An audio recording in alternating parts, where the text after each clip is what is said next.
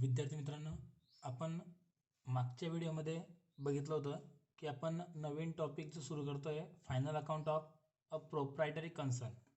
तर ह्या टॉपिकमध्ये आपण जे काही शिकणार आहोत ते मागच्या व्हिडिओमध्ये तुम्हाला मी क्लिअर केलं. 1-2 मिनिटात रिवाईज करून देतो आणि मग तुम्हाला मी पुढे स्टार्ट करतो.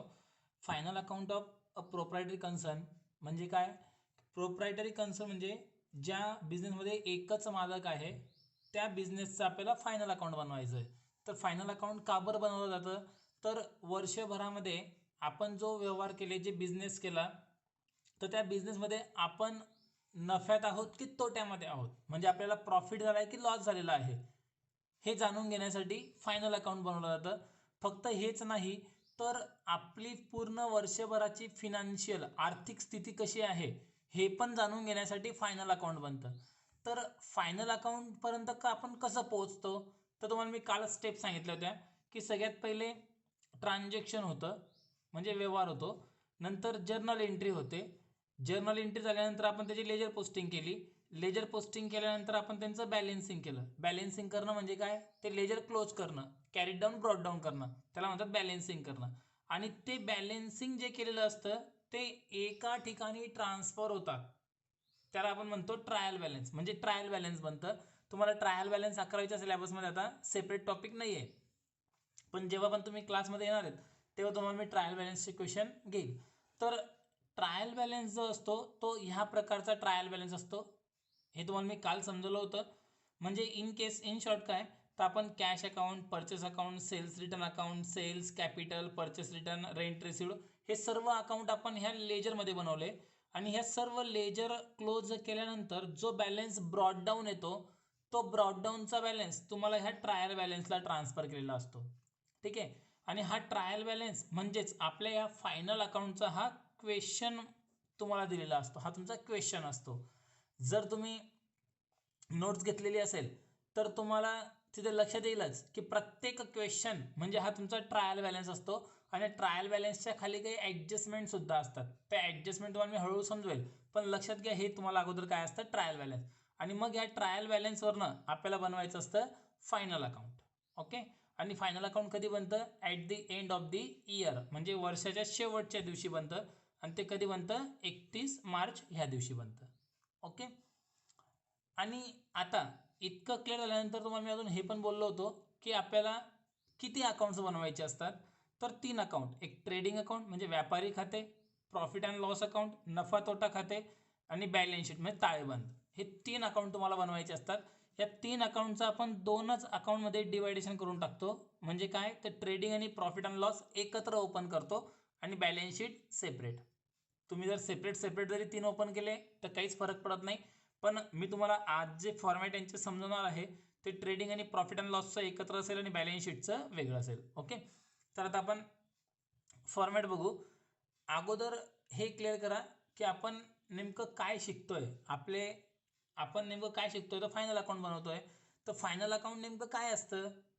तर फायनल अकाउंट म्हणजे पूर्ण वर्षभराचं व्यवसायाची जी काही परिस्थिती आहे, जी काही आर्थिक स्थिती आहे, फिनान्शियल कंडिशन ज्याला म्हणतात, ती कशी आहे हे तुम्हाला समजतं. आणि ते कसं आणि कुठे कुठे समजणार आहे, तर तुम्ही म्हणणार सर आपण अकाउंटिंग तर एवढं करून टाकलं, जर्नल एंट्री केली, लेजर पोस्टिंग पर्यंत आपण पोहोचलो, मग आता हे का बरं बनवायचं? तर मित्रांनो लक्षात घ्या, आपण वर्षभरामध्ये असंख्य ट्रान्झॅक्शन करतो. ओके. मग त्याच्या असंख्य जर्नल एंट्रीज पण होतात. मग तुम्हाला कोणती पण गोष्ट जाणून घेण्यासाठी प्रत्येक वेळेस जर्नल एंट्री चेक करणं पॉसिबल नाही. तर यासाठी आपण ते काम शॉर्ट करण्यासाठी लेजर पोस्टिंग करतो. मग लेजर पण भरपूर प्रमाणात ओपन होतात, मग ते पण आपल्याला पॉसिबल नाही, तर आपण त्यांचे बॅलेन्सिंग करून ठेवतो आणि ट्रायल बॅलन्सला आपण प्रत्येकाचे बॅलन्स ट्रान्सफर करतो. मग आता नेमकं ट्रायल बॅलन्स तर आपण बनवून टाकलं, 23 पत्रक आपण बनवून टाकलं, पण आपला मेन उद्देश आहे बिझनेस करण्याचा, नफा कमवणं. मग हे नफा कमवलं की नाही कमवलं हे तुम्हाला ह्या फायनल अकाउंटमध्ये कळतं. ठीक आहे. तर म्हणून आपल्याला फायनल अकाउंट बनवायचे, त्यात हे अकाउंट आहे ट्रेडिंग, प्रॉफिट अँड लॉस आणि बॅलन्स शीट. तर मित्रांनो तुम्ही आता इथून व्हिडिओ बघताना ज्यांनी ज्यांनी नोट्स घेतलेली आहे त्यांनी नोट्स समोर ठेवा आणि मी जे शिकवतोय, मी जे समजवतोय ते नोट्समध्ये पण बघत चला आणि व्हिडिओमध्ये पण बघत चला. ठीक आहे. तुम्हाला नोटबुकमध्ये काय लिहायचं आहे हे तुम्हाला मी ग्रुपमध्ये मेसेज व्यवस्थित करेलच. ओके, तर आपण आता पहिले ट्रेडिंग अकाउंटचा आणि प्रॉफिट अँड लॉसचा फॉर्मॅट बघू आणि बॅलन्स शीटचा पण फॉर्मॅट बघू. ओके,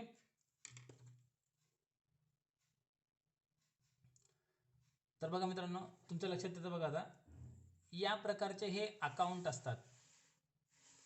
ठीक आहे, अकाउंट कसे असतात हे तुम्हाला मी क्लिअर करून देतोय. तर बघा, दोन अकाउंट मी इथे ओपन केलेले आहेत. तुमच्या लक्षात येईल हे एक आहे. मी एक काम करतो, तुम्हाला व्यवस्थित दिसत नसेल तर मी नवीन ड्रॉ करतो, पूर्ण स्क्रीनवर दोघी अकाउंट समोर दिसतील या प्रकारे. बघा मित्रांनो, हे दोन अकाउंट असतात. हे पहिलं अकाउंट आहे आणि हे सेकंड अकाउंट आहे. यांना मी अगोदर नावं देतो, तुमच्या अजून थोडं लक्षात येईल. तर बघा, पहिले मी तुम्हाला हे अकाउंट क्लिअर करतो. इथे नाव द्यायचं असतं आपल्याला अगोदर इन द बुक्स ऑफ, म्हणजे आपण नेमकं कोणाचं अकाउंटिंग करतोय. तुम्ही समोर एखादा क्वेश्चन ठेवला असेल किंवा फॉर्मॅट ठेवला असेल, तुम्हाला लक्षात येईल इन द बुक्स ऑफ. ठीक आहे, तर आपण नेमकं कोणाच्या पुस्तकात अकाउंटिंग करतोय, त्या व्यक्तीचं नाव असतं, दुकानाचं नाव असतं. खालच्या ओळीवर लिहायचं असतं आपल्याला कोणतं अकाउंट ओपन करतोय. पहिले आपण trading and profit and loss account, trading and profit and loss account. आणि याच्यानंतर खालच्या वेळेवर लिहायचं असतं आपली एंडिंग काय आहे. तर फॉर द इयर एंडेड 31 मार्चला संपेल, हे फायनल आहे. वर्ष कोणतं पण असू शकतं. हे नाव द्यायचे असतात. म्हणजे तुम्हाला इतकं समजलं असेल की हे इथं अकाउंट कोणतं आहे. आता ट्रेडिंग आणि प्रॉफिट अँड लॉस, म्हणजे ट्रेडिंग आणि प्रॉफिट अँड लॉस हे दोन अकाउंट तुम्हाला इथे कव्हर करायचे आहेत. ही बाजू असते इकडची डेबिट बाजू आणि असते क्रेडिट बाजू. ॲज इट इज, जसं आपण लेजर घेतलं त्याप्रमाणे, नावं नेहमीप्रमाणे इथे असतं पर्टिक्युलर, इथे असतं पर्टिक्युलर. आणि हे जे कॉलम असतात मित्रांनो, हे दोघी अमाऊंट्सचे कॉलम असतात.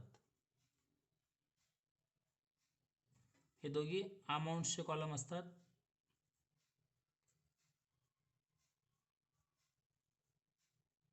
ठीक आहे, हे दोघी अमाऊंट्सचे कॉलम असतात. आता हा झाला ट्रेडिंग अकाउंट्सचा फक्त ब्लँक फॉर्मॅट. आता नेमकं तुम्ही म्हणणार सर, दोन अकाउंट तुम्ही सांगताय, ट्रेडिंग आणि प्रॉफिट अँड लॉस, हे तर एकच अकाउंट दिसतंय पूर्ण, बरोबर आहे की नाही. पण मग बघा, इथे दोन पार्ट याचे होऊन जातात. इथपर्यंत एक पार्ट असतो, म्हणजे इथे मी हे क्लोज केलेलं आहे, याच्यावरती एक पार्ट असतो आणि एक खालचा भाग असतो. म्हणजे हे तुमचं हे जे दिसतं इथपर्यंत, याच्यावरती हे ट्रेडिंग अकाउंट आहे आणि हे क्लोज जे केलं आहे याच्या खाली हे प्रॉफिट अँड लॉस अकाउंट आहे. ठीक आहे, या प्रकारचे हे अकाउंट आहेत. आणि इकडचं जे अकाउंट आहे हे असतं बॅलन्स शीट. तर बघा, हे बॅलन्स शीट जे आहे, तर बॅलन्स शीट आपल्याला वरती अगोदर नाव द्यायचं असतं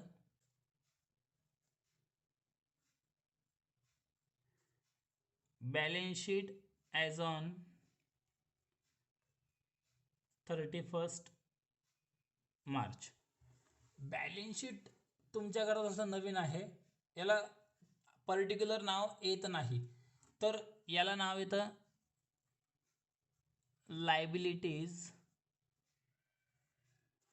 इकडे नाव येतं ॲसेट्स. यांचे पूर्ण अर्थ मी तुम्हाला समजावून सांगणार आहे. ॲसेट्स तुम्हाला चांगल्या प्रकारे माहिती आहे, लायबिलिटीज पण मी अगोदर समजवले आहेत, पण आता परत समजावून देईल.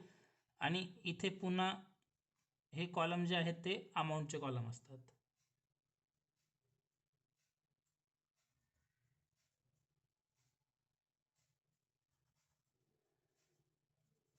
हे असतात अमाऊंटचे कॉलम. तर आता आपण अगोदर क्लिअर करू फॉर्मॅट पहिले ट्रेडिंग आणि प्रॉफिट अँड लॉसचा. या प्रकारे आपल्याला अकाउंट्स ते आखायचे असतात. आता फॉर्मॅट क्लिअर करू. तुमच्याकडे नोट्स अवेलेबल आहे. आधी मित्रांनो लक्षात घ्या, दोन अकाउंट्स जे आहेत, पहिलं आहे ट्रेडिंग अकाउंट, नंतर आहे प्रॉफिट अँड लॉस अकाउंट. दोघांचा नियम बिलकुल सारखा आहे. नियम याला लावायचा असतो नॉमिनल अकाउंट्सचा, जो आपल्याला सगळ्यांना तोंडपाठ आहे. नॉमिनल अकाउंट्सचा नियम काय आहे? Debit all expenses and losses. सर्व एक्सपेन्सेस अँड लॉसेसला काय करायचं? डेबिट. म्हणजे बघा ही डेबिट बाजू आहे. सर्व एक्सपेन्सेस लॉसेसला नेहमी काय करणार? Debit. Credit all income and gain, आणि सर्व इन्कमला काय करायचं? क्रेडिट. मग तुमच्या अजून तो लक्षात आला असेल की ही बाजू डेबिट बाजू म्हणजे एक्सपेन्सची असते आणि क्रेडिट बाजू ही इन्कमची असते. ठीक आहे. पण मग कोणते एक्सपेन्सेस ट्रेडिंगला घ्यायचे किंवा कोणते एक्सपेन्सेस प्रॉफिट अँड लॉसला घ्यायचे हे पण तर आपल्याला अगोदर कळायला पाहिजे. ठीक आहे की नाही? तर मग याच्याकरता एकदम सिंपल रूल्स आहेत, मी समजतोय बघा. फॅक्टरीचे एक्सपेन्सेस, फॅक्टरीचे खर्च किंवा परचेसचे खर्च हे डेबिट साईडला घ्यायचे असतात. आणि याच्यानंतर जे काही ऑफिसचे खर्च असतात किंवा अजून वेगळे खर्च असतात ते सर्व प्रॉफिट अँड लॉसमध्ये घ्यायचे असतात. फक्त तुम्ही हे लक्षात ठेवा, फॅक्टरी आणि परचेसचे खर्च. आता हे कोणते कोणते असतात हे तुम्हाला मी 2 मिनिटात क्लिअर करून सांगतोच आहे. फक्त लक्षात ठेवा, फॅक्टरीचे खर्च आणि परचेसचे खर्च हे कुठे आले पाहिजे? ट्रेडिंग अकाउंटला आले पाहिजे. आणि फॅक्टरीने परचेसचे सोडून जे बी खर्च असतील, जसे ऑफिसचे खर्च आहेत, सेलिंगचे खर्च आहेत, ठीक आहे, ते तुम्हाला प्रॉफिट अँड लॉसमध्ये घ्यायचे असतात. इन्कम पण त्याच प्रकारचं, जे आपलं महत्त्वाचं इन्कम असतं ते सगळे तुम्हाला इथे घ्यायचे असतात आणि अदर इन्कम जे असतात ते तुम्हाला प्रॉफिट अँड लॉसमध्ये घ्यायचे असतात. मग आता इतकं सांगून पण समजलेलं नसेल तर मी 2-4 बॅलन्सेस ट्रान्सफर करतो. नोट्स समोर ठेवा, नोट्सवर पहिल्याच पेजवर हा फॉर्मॅट आहे. तर आता लक्षात घ्या, ट्रेडिंग अकाउंट आहे. ट्रेडिंग म्हणजे व्यापार. व्यापारी कोणाला म्हणतात? जो वस्तूची खरेदी विक्री करतो त्याला व्यापारी म्हणतात. ठीक आहे की नाही?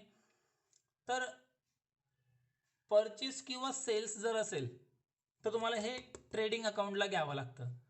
पण मला सांगा, आपलं अकाउंटिंग जे आहे आपण 31 मार्चलाच क्लोज करतो आणि 1 एप्रिलला नवीन सुरू करतो. तर मला सांगा, समजा आत्ताचं हे वर्ष 31 मार्च 2021ला जर संपत आहे तर नवीन पुढचं कधी सुरू होईल? 1 एप्रिल 21ला सुरू होईल. पण याच्या मागचं जे वर्ष होतं ते 31 मार्च 20ला संपलं होतं आणि हे चालू वर्ष 1 एप्रिल 20ला सुरू झालं होतं. एकदम सिंपल सांगतोय बघा. जर काही डाऊट असेल तर मला ग्रुपवर तुम्ही विचारू शकतात. आपलं जे अकाउंटिंग इयर असतं, फिनान्शियल इयर असतं, हे कधी सुरू होतं? 1 एप्रिलला सुरू होतं आणि 31 मार्चला संपतं. जर 20ला सुरू झालं 1 एप्रिल 20ला तर 31 मार्च 21ला संपेल. आता जर समजा आपण 31 मार्चला जर अकाउंट क्लोज करतोय तर जरुरी आहे का की आपल्याकडे जितका पण माल शिल्लक आहे तो पूर्णचा पूर्ण माल संपलाच पाहिजे? असं काही कंपल्सरी नाही आहे. तर माल आपल्याकडे 31 मार्चला शिल्लक राहू शकतो चालू वर्षी, तसंच मागच्या वर्षी पण शिल्लक राहिला असेल तर अगोदर मागचा जो बॅलन्स आहे तो आपण सुरुवातीला घेतो. कोणतं पण अकाउंट जर आपण ओपन केलं तर आपण मागचा बॅलन्स जर काही असेल तर तो आपण अगोदर विचारात घेतो. तसं इथे सुद्धा तुम्हाला ह्या ट्रेडिंग अकाउंटला फॉर्मॅट वाईज सगळ्यात पहिले बॅलन्स घ्यायचा असतो ओपनिंग स्टॉक. ट्रेडिंग अकाउंटला सगळ्यात पहिले बॅलन्स तुम्हाला कोणता घ्यायचा असतो? ओपनिंग स्टॉक तुम्हाला सगळ्यात आधी ट्रान्सफर करायचा असतो. ओपनिंग स्टॉक म्हणजे काय? जे आपलं हे चालू वर्ष सुरू झालं तर हे चालू वर्ष जेव्हा सुरू झालं 1 एप्रिलला सुरू होईल, ते 1 एप्रिलला सुरू झालं तेव्हा मागच्या वर्षाचा जो काही माल आपल्या दुकानात शिल्लक होता तो माल तर आपण काही फेकून देणार नाही, तो ह्या वर्षी आपण वापरणार. म्हणून तो मागचा स्टॉक तुम्हाला इथे पहिले ओपनिंगला घ्यायचा असतो, म्हणून त्याला म्हटलं आपण टू ओपनिंग स्टॉक. परत लक्षात घ्या, तो फॉर्मॅट तुम्हाला मी पहिल्या पेजवर दिलेला आहे, तो फॉर्मॅट समोर ठेवा. त्या फॉर्मॅट वाईज मी जातोय, मेन बॅलन्स इथं लिहून दाखवतो आणि नंतर मग फॉर्मॅट समोर ठेवेल. लक्षात ठेवा, ट्रेडिंग अकाउंट आणि प्रॉफिट अँड लॉस अकाउंट तुम्ही वेगळं केलं तरी चालेल, पण ॲक्च्युअल नियमाप्रमाणे हे दोघे अकाउंट एकत्र असतात. ओपनिंग स्टॉक झाल्यानंतर म्हणजे मागचा माल जेवढा शिल्लक आहे तो तुम्हाला इथं लिहायचा असतो. मग आता मला सांगा, मागचा माल तुम्हाला पूर्ण वर्षभर पुरणार आहे का? तर बिलकुल नाही पुरणार. तर नवीन खरेदी करावा लागेल. तर नवीन खरेदी करावा लागेल तर याला म्हणतो आपण परचेसेस. नवीन माल खरेदी केला याला म्हटलं आपण परचेसेस. आता बघा तुमच्या लक्षात येईल की दोन दोन कॉलम मी ओपन केलेत प्रत्येक ठिकाणी. इथे पण अमाऊंटचे 2 कॉलम, क्रेडिटला पण अमाऊंटचे 2 कॉलम. तुमचा हा जो दुसरा कॉलम असतो डेबिटचा पण आणि क्रेडिटचा पण, हा सगळ्यात इम्पॉर्टंट असतो. पहिला कॉलम जो असतो तो कशा करता आहे मी तुम्हाला सांगतो. जर कोणत्या पण बॅलन्सवर, कोणत्या पण आयटमवर जर काही अमाऊंट कमी जास्त करायची असेल तर ते ॲड किंवा लेस करण्यासाठी तुम्हाला हा कॉलम दिलेला असतो. ठीक आहे, याला इनर कॉलम म्हणतात, याला आउटर कॉलम म्हणतात. तर आपण वर्षभरात जेवढा माल खरेदी केलेला असेल ती अमाऊंट तुम्हाला इथं येते. आणि जर त्याच्यामधून आपण काही रिटर्न केलेला असेल तर तो रिटर्न केलेला माल याच्यामधून काय करायचा असतो, लेस. म्हणून हा तुम्हाला इनर कॉलम दिलेला असतो. लेस करून जी अमाऊंट राहील ती बाहेर येऊन जाते. मग जरुरी नाही की प्रत्येक वेळेस रिटर्न राहीलच, नसेल तर सोडून द्या, म्हणजे ही परचेसची अमाऊंट डायरेक्ट बाहेर. हे फॉर्मॅट तुम्ही स्ट्रिक्टली लक्षात ठेवा. इथपर्यंत तुम्हाला डेबिटला. आता याच्यानंतर जे मी खर्च घेईल ते खर्च ट्रेडिंगला जे येणारे आहेत, समजा 4 आले आणि 4 पैकी वरती खाली लिहिले गेले, म्हणजे प्रॉफिट अँड लॉसला नाही, ट्रेडिंगचे ट्रेडिंगलाच पण वरती खाली लिहिले गेले तर फरक नाही पडत. प्रॉफिट अँड लॉसचे डेबिटचे खर्च, इथला खर्च तुम्ही इथं लिहून टाकला किंवा इथला इथं लिहून टाकला तर फरक नाही पडत. पण हे 3 बॅलन्सेस तुम्हाला सुरुवातीला कंटिन्यू करायचे असतात. तसंच क्रेडिटला पण 3 नावं फिक्स आहेत. सगळ्यात पहिले सेल्स, सगळ्यात महत्त्वाचं आपलं इन्कम सेल्स आहे. मग आपण वर्षभरात जेवढा माल विकला असेल ते आपण त्याचं एक लेजर ओपन केलेलं असतं. तो लेजरचा बॅलन्स मग कुठे येईल, ट्रायल बॅलन्सला येईल आणि ट्रायल बॅलन्समधून इथे ट्रान्सफर होतो. आणि जर याच्यामधून काही वर्षभरात आपण परत केलेलं असेल, सॉरी परत आलेलं असेल तर ते याच्यामधून काय करून टाका रे, लेस करून टाका. उरला बॅलन्स बाहेर येईल. 2 बॅलन्स झाले. आणि एक शेवटी तुम्हाला, जसं आपण मागचा स्टॉक इथे पुढे घेतला म्हणजे मागच्या वर्षी काहीतरी शिल्लक होता तर चालू वर्षी पण काहीतरी शिल्लक राहील. तर जो चालू वर्षी माल शिल्लक आहे याला म्हणतात बाय क्लोजिंग स्टॉक. तो क्लोजिंग स्टॉक तुम्हाला इथं घ्यायचा असतो. ठीक आहे, ओपनिंग स्टॉक इथे आला, क्लोजिंग स्टॉक इथे आला, परचेस डेबिटला आला, सेल्स क्रेडिटला आला. आता लॉजिक लावा. बघा मी तुम्हाला सांगितलं कोणता अकाउंट ओपन करतो आपण, ट्रेडिंग अकाउंट. नियम कोणत्या अकाउंटचा लावायचा आहे, नॉमिनल अकाउंटचा. नॉमिनल अकाउंटचा नियम काय, debit all expenses credit all income. आपण बघा एंट्री करताना परचेसला नेहमी कोणता नियम लावला, एक्सपेन्सेसचा, आला बरोबर डेबिटला. सेल्सला कोणता नियम लावला, नेहमी इन्कमचा, इन्कम येऊन गेलं क्रेडिटला. एकदम सिम्पल टॉपिक आहे बिलकुल. ओपनिंग स्टॉक सुरुवातीला, क्लोजिंग स्टॉक एंडिंगला. आता हे झालं तुमचं एकदम शॉर्ट फॉर्मॅट. ॲक्च्युअल फॉर्मॅट जो आहे तो नोट्समध्ये आहे, मी तुम्हाला समजून सांगतोय. बघा नोट्स समोर मी ठेवतोय. कोणते कोणते खर्च, फक्त आपण ट्रेडिंग अकाउंट शिकणार आहे या व्हिडिओमध्ये.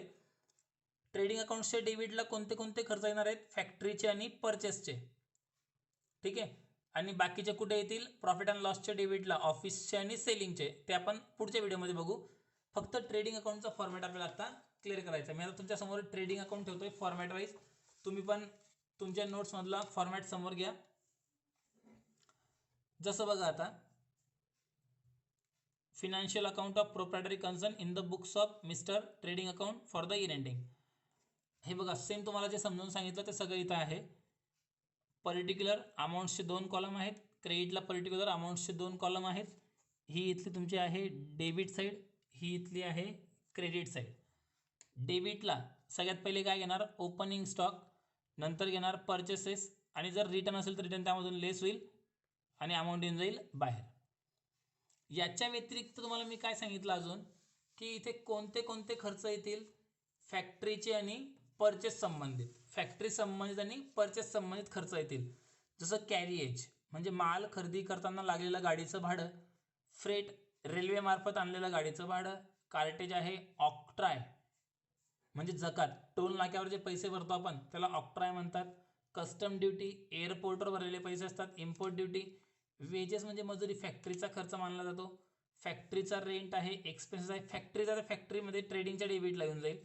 Motive power fuel and gas म्हणजे काय, तर ज्या काही आपल्याकडे मशिनरी असतात त्या मशिनरीसाठी जी डायरेक्ट वीज सप्लाय केली जाते त्याला म्हणतात पॉवर.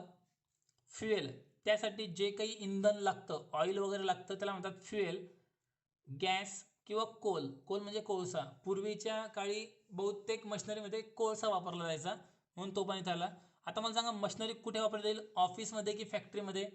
तर नक्कीच ती वापरली जाईल फॅक्टरीमध्ये. तर फॅक्टरीचा खर्च कुठे घ्यायला सांगितला, ट्रेडिंगच्या डेबिटला, म्हणून तो ट्रेडिंगच्या डेबिटला आला. फॅक्टरी लाईट हिटिंग रॉयल्टी आहे. तर इतके जवळपास जास्तीत जास्त एवढे खर्च तुमचे असतात ट्रेडिंगच्या डेबिटला. हे सर्वचे सर्व तुम्हाला एकाच क्वेश्चनमध्ये नाही येणार. ओपनिंग स्टॉक तर येईलच, परचेस येईलच, रिटर्नची गॅरंटी नाही, आणि ह्या पुढचे जे खर्च तुम्हाला दिलेत 8-10 प्रकारचे, त्याच्यामधून 1-2 खर्च तुम्हाला येतात, जास्तीत जास्त 3 किंवा 4, याच्यापेक्षा जास्त येत नाहीत. क्रेडिट साईडला बघू, सेल्स आहे, त्याच्यामधून रिटर्न लेस करायचा. सगळ्यात शेवटी बघा इथे क्लोजिंग स्टॉक आहे. मग तुम्हाला मी हे शिकवलं, इतकं मी तुम्हाला सांगितलेलं आहे. ठीक आहे. आता हे मध्ये काय आहे, तर कधी पण लक्षात ठेवा, कोणत्याही प्रकारे जर आपल्याकडनं माल कमी होत असेल तर ट्रेडिंगच्या क्रेडिटला घ्या. कसं बघा, by goods distributed as a free sample. आपण फ्री सॅम्पल, मोफत माल वाटला, याची आपण जर्नल एंट्री पण केली होती की नाही? ॲडव्हर्टाइजमेंट आपण त्याला म्हणतो. तर इथे माल फ्रीमध्ये वाटला, आपल्याकडनं माल गेला, ट्रेडिंगच्या क्रेडिटला घेतलं. हे सॅम्पल नाव इथे पाहिजे होतं, थोडी प्रिंटिंग मिस्टेक झालेली आहे, काही हरकत नाही. By goods withdrawn by proprietor for personal use, याची पण एंट्री आपण केली. याला काय म्हणतो आपण, ड्रॉइंग. मालकाने माल उचलला, इथे आलं. गुड्स डिस्ट्रॉइड बाय फायर किंवा लॉस बाय थेफ्ट, म्हणजे आगीमध्ये माल जळाला किंवा चोरीमध्ये माल गेला, कोणत्याही प्रकारे माल जातोय, तर त्याची पहिली नोंद इथे होते. आता तुम्हाला मी एकदम सिंपल सांगितलं की हे जे 3 बॅलन्सेस आपण बघितले, हे तिघं जे बॅलन्सेस आहेत, एकच नियम लक्षात ठेवा, कोणत्याही प्रकारे माल जर कमी झाला तर ट्रेडिंगच्या डेबिटला घ्या. मग ते आपण क्रेडिटला घ्या, इथे क्रेडिटला आलं. आणि मग शेवटी आपल्याला अकाउंट्स क्लोज करायचं असतं. हे अकाउंट्स कसं क्लोज होतं हे तुम्हाला मी जेव्हा फॉर्मॅट आपण ॲक्च्युअल क्वेश्चन घेऊ तेव्हा समजून सांगेल. पण बघा, तेव्हा हे नावं येतात, ग्रॉस प्रॉफिट आणि हा ग्रॉस लॉस. नफा झाला तर डेबिटला फरक येतो, म्हणजे डेबिटला फरक आला तर नफा आहे, आणि क्रेडिटला फरक आला तर लॉस आहे, आणि डेबिटला फरक आला तर प्रॉफिट आहे. 99% इथे तुम्हाला प्रॉफिटच होईल, म्हणजे ह्या अकाउंटला डेबिट साईडला डिफरंट येईल, कारण इथे जास्त खर्च नाही आहेत, आणि मेन इन्कमचा आयटम इथे दिलेला आहे सेल्स. तर आपल्या परचेसपेक्षा सेल्सची किंमत नेहमी जास्त असते, तर शक्यतो 99% इथे प्रॉफिटच होतो. ओके, तर इथपर्यंत हा झाला तुमचा फायनल अकाउंटचा, ट्रेडिंग अकाउंटचा फॉर्मॅट. कोणता बॅलन्स कुठं घ्यायचा, फक्त लक्षात काय ठेवायचं आहे, नॉमिनल अकाउंट्सचा नियम लक्षात ठेवा, debit all expenses and losses, credit all income and gain. तर हे 3 बॅलन्सेस मी ॲरो केलेत, आता तुम्ही सोडून द्या, हा ॲडजस्टमेंटचा भाग आहे. इथे खर्च सर्व डेबिटला आणि इन्कम सर्व क्रेडिटला. खर्च कावर डेबिटला आले, कारण ते नियमाप्रमाणे एक्सपेन्सेस आहेत ते आपण डेबिटला घेतो, पण ते इथेच कावर आले, प्रॉफिट अँड लॉसच्या डेबिटला कावर नाही आले. तर हे जे खर्च आहेत हे फॅक्टरी किंवा परचेसच्या संबंधित आहेत, म्हणून ते इथं आले. ठीक आहे, बाकी प्रॉफिट अँड लॉसचा आणि बॅलन्स शीटचा फॉर्मॅट आपण पुढच्या व्हिडिओमध्ये बघू. ओके.